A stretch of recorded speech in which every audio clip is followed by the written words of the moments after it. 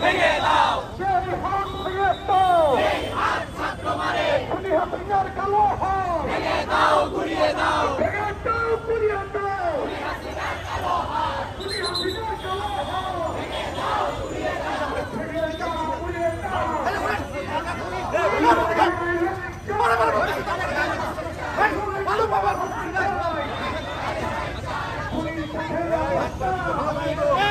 একবারে তুলে ফেলাবো কিন্তু তোরা মার খেলা খুনির সাথে হাসিনা